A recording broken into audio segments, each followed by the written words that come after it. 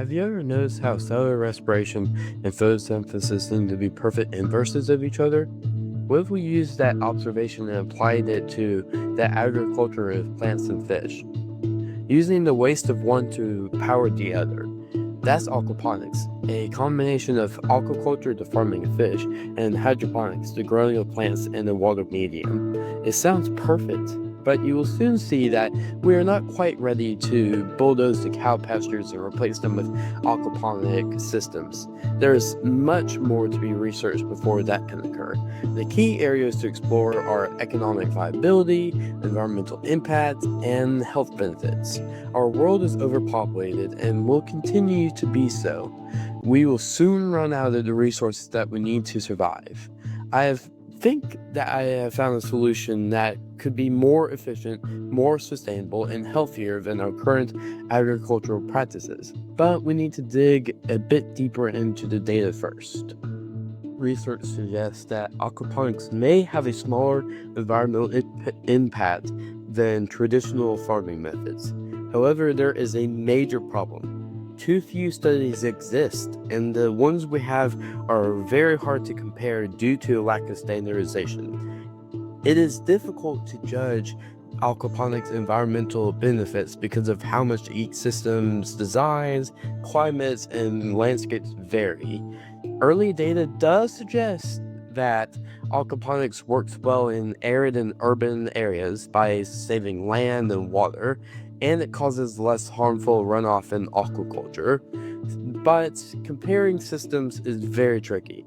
Some studies didn't separate fish and plant production, while others used different methods to measure impact.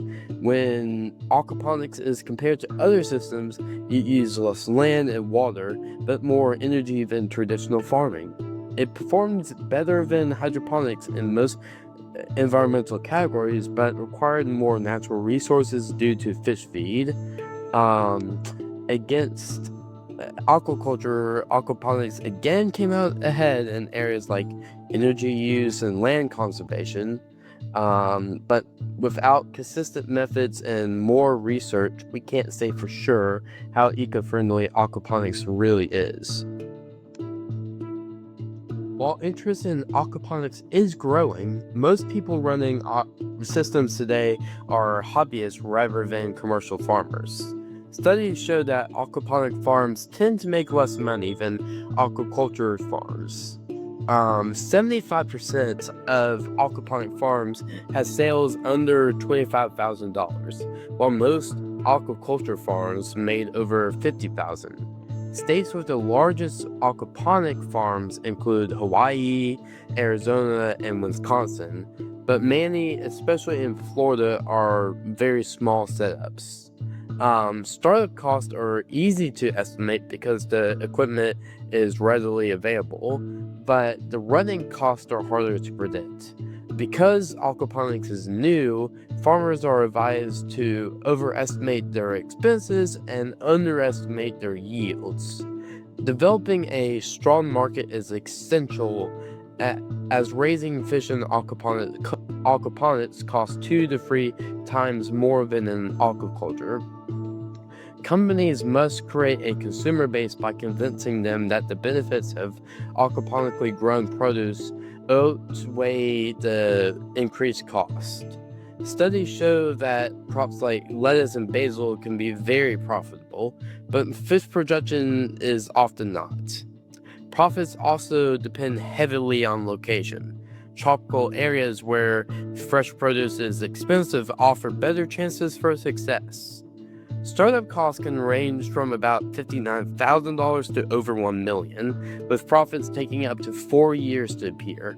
A steep learning curve also makes the early years very difficult. More research is needed to know if aquaponics can be economically sustainable in the long term. As for now, the best chance for profitability would be a small-scale system in tropical areas, focused more on the plant production than the fish production. With smart choices about crops and markets, aquaponics could become competitive, but it isn't quite ready to replace traditional farming today. Many people already know about the health benefits of the fruits and veggies produced by the hydroponic portion of aquaponics. However, many people do not know how much healthier fish are as a source of protein in comparison to red meat.